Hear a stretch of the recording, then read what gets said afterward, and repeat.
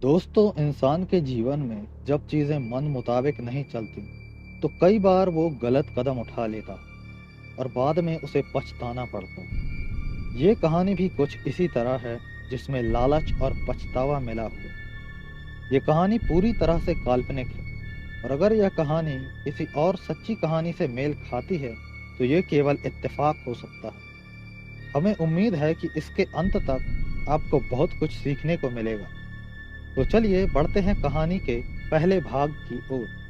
बरगद के पेड़ के नीचे पहुंचकर अतुल उस बड़े से कीले को ढूंढने लगा जो सबसे मोटी जड़ में गड़ा हुआ था। अतुल थोड़ा घबराया हुआ था, लेकिन उसे यकीन था कि इस अमावस की रात में वो अघोरी आसपास ही खड़ा होकर सब कुछ देख रहा होगा जिसने उसे यहाँ भेजा था। काली घनी रात में उसे दिखाई तो कुछ भी नहीं दे रहा था, लेकिन छोटे छोटे कीट पतंगों की आवाज से उसे अंदाजा था कि वो कहाँ पर खड़ा है।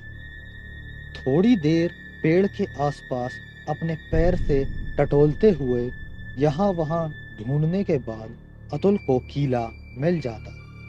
वो कीला आधा फुट जड़ के बाहर निकला हुआ था।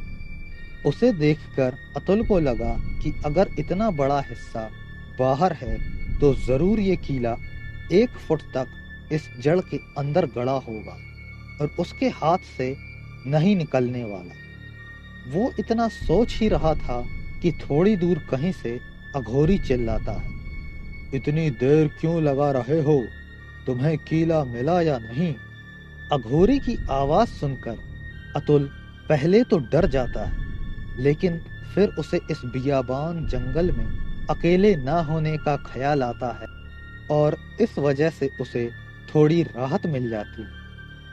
मिल गया है, लेकिन बहुत अंदर तक गड़ा हुआ है, मैं इसे हाथ से नहीं निकाल पाऊंगा, अतुल अघोरी से कहता है। नहीं, अघोरी चिल्लाते हुए कहता है, ये कीला तुम्हें अपने हाथों से ही निकालना होगा। उन शब्दों को दोहराओ जो मैंने तुम्हें कागज पर लिख कर दिए थे। कीला आराम से निकल आएगा।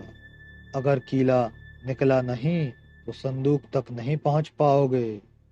अघोरी की बात सुनकर अतुल कुछ बड़बड़ाया और फिर अपने दोनों हाथों से उस कीले को निकालने लगा।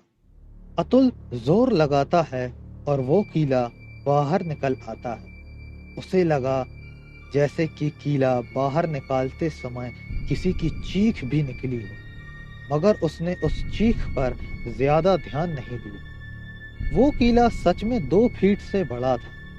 कीले के निचले हिस्से को देखकर अतुल थोड़ा चौंक गया, क्योंकि उसमें किसी जानवर का खून लगा हुआ था जो सूख चुका था और उसमें से सड़न की बदबू भी आ रही थी। कीले को लेकर अतुल अघोरी के पास आ जाता है।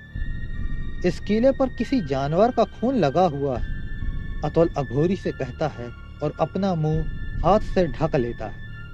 ये खून किसी जानवर का नहीं है। अघोरी इतना कहकर शमशान की तरफ लौटने लगता है। अतुल को ज्यादा कुछ उस अंधेरे में दिखाई नहीं दे रहा था। वो बस अघोरी के पीछे चलने लगता। उस अघोरी ने अतुल को मोबाइल साथ लाने से मना किया था, इसीलिए वो अंधेरे में बिना किसी लाइट के ही आया था। अगर इस अघोरी ने मुझे पहले बता दिया होता कि जंगल में किसी कीले को निकालना है तो कम से कम मैं एक टॉर्च ही ले आता। अतुल अपने में ही बड़बड़ाता है। वो अघोरी के पीछे पीछे चला जा रहा था, जहां ना आगे रोशनी थी और ना ही पीछे। अपने एक हाथ को अपने मुंह से ढके हुए और दूसरे हाथ से कीले को जितनी दूर खुद से कर सकता था उतना किए। अंधेरे में अघोरी के पीछे चलते चलते अतुल शमशान तक पहुंच जाता है।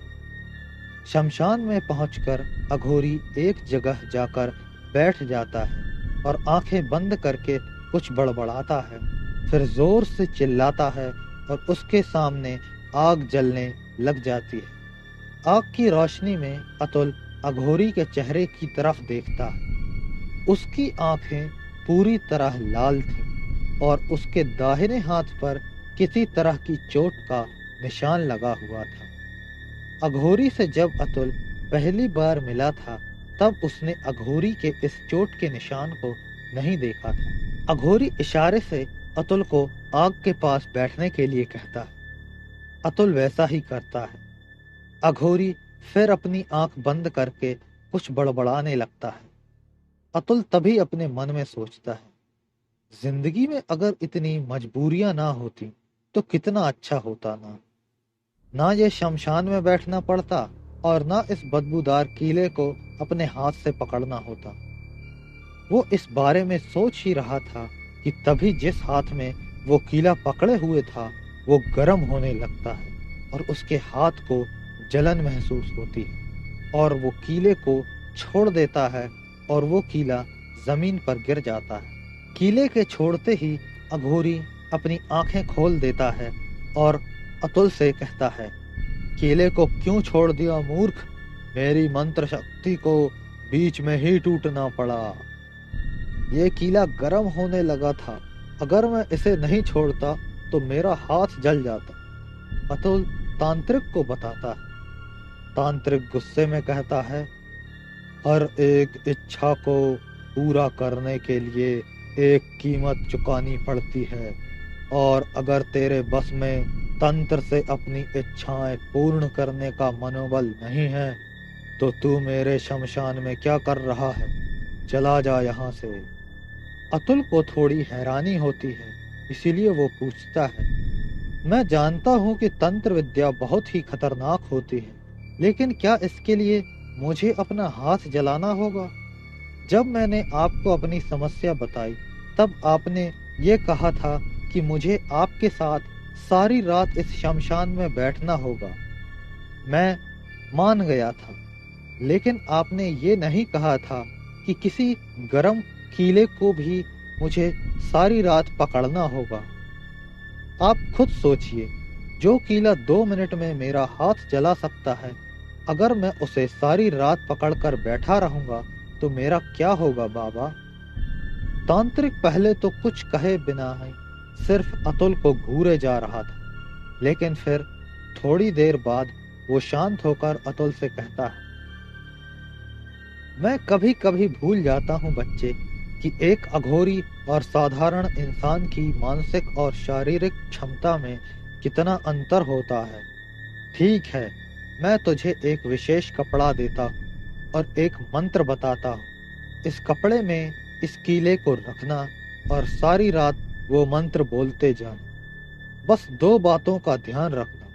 पहला ये कि कपड़े को कीला पूरा ढका रहे, किसी भी तरह तुम्हारे हाथ से इसका सीधा संपर्क ना हो, वरना तुम्हारा हाथ फिर से जल सकता है।